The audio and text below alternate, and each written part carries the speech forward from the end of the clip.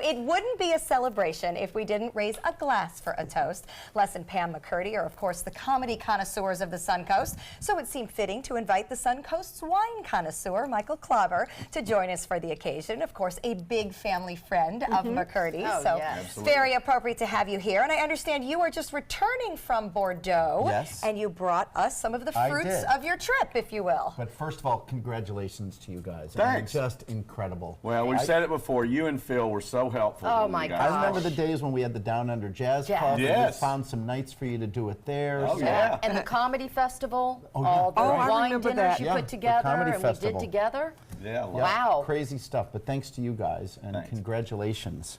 So yes, we just got back from Bordeaux. You know, Terry and I lead these food and wine trips all over the world, and we had 34 lucky guests join us. We started in Lisbon, and we went up the coast, and we spent 2 full days in Bordeaux.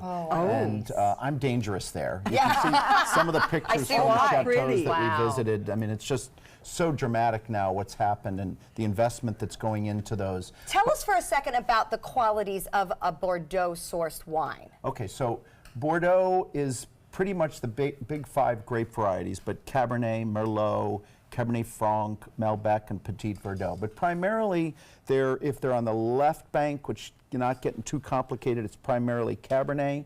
And on the right bank, which is, for instance, where Saint-Emilion and some of these wines are from, it's primarily Merlot first. Okay. So 2 different growing regions, but just really right across the river from each other. It's the climate that causes that? It's the climate and the soil. And the soil is different on both sides. So, you know, for us, anybody can go out and find, and we were talking about Chateau Latour and some of these great, you know, properties that are hundreds and hundreds of dollars. But I think for Terry and I, and for Michael's on East, it's finding these great values. We so love it. You find that a lot of these guys that have the big chateaus also have some other properties. Same winemaker, same winemaking. So today we've got 3 wines.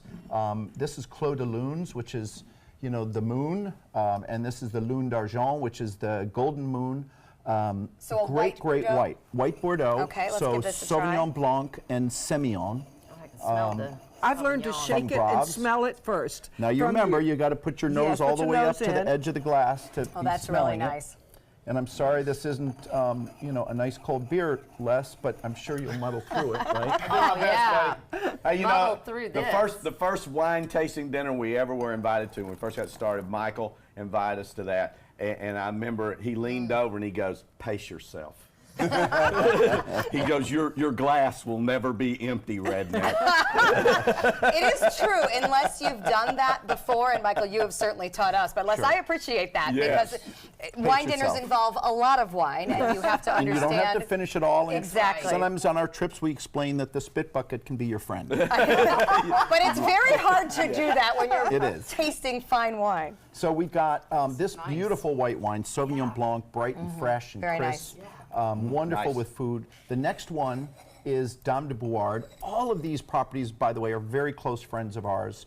We did a wonderful luncheon at Coralie de Bouard's restaurant in Saint-Emilion.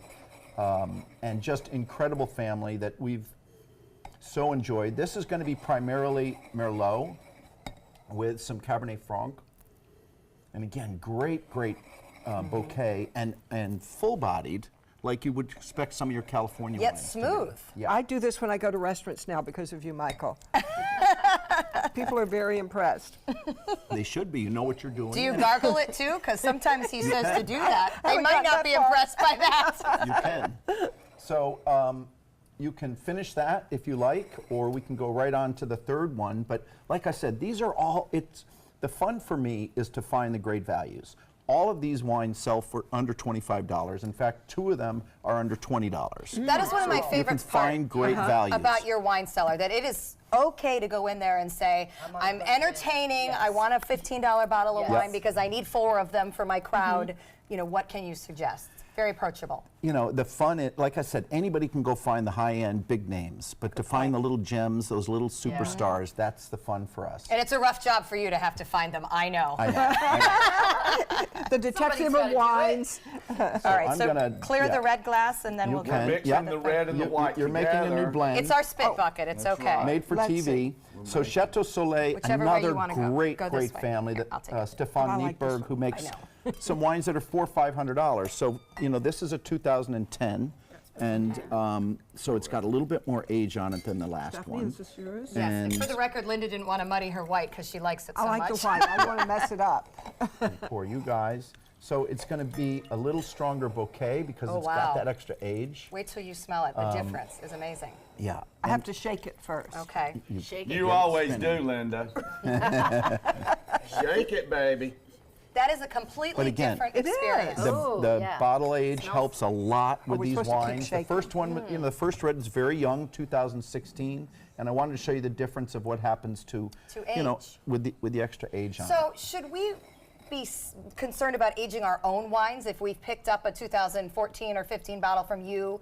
Where is our window to drink it? In most cases, these kind of reds, these are going to last 10, 15, 20 years. Terry and I have got a couple from a property that another famous wino owner made for, and we were selling it in 2000 vintage for $13.95. And we forgot about this case Right. until last year, and I was like, oh, it's probably history, and it was unbelievable. Really? So Oh. great So So winemaking. reds will live. They will live. But What not about whites? whites? And a white like this will last 5 years at least more. Really? Yeah. I've never had this problem at home, Yeah. but I know. Forgetting you have a case of wine somewhere. Okay, I admit. No. Only at the Clobber House does that happen. When I Honey, moved, look I in the had closet. 25-year-old wine. Oh my God. Yeah. Now, when you stored it, that case, it was just It was stored straight up and properly. down. It But was but did you laying have down. to tilt? It was Laying laying down. Okay. Yeah, Okay. That's important because you want to keep the cork, Cork moist. Right. So, but if you keep the wine in a cool, dry place, you'll be amazed how long they last. And it's especially important to buy them when they're young. Yes. And so Isn't it you know always? that you've had it yourself. Excuse us down here. All right, well, cheers. Cheers to you guys. Cheers to Thank Les and you Pam. so much. Here's to 30 more. Absolutely. We need a longer lease. We'll start aging a bottle of wine for Need your a next longer lease, anniversary. Kaufman. Yeah. All right, well, you can find all these wonderful wines and some amazing values, too, with this quality at Michael's Wine Cellar and, of course, at michaelswinecellar.com.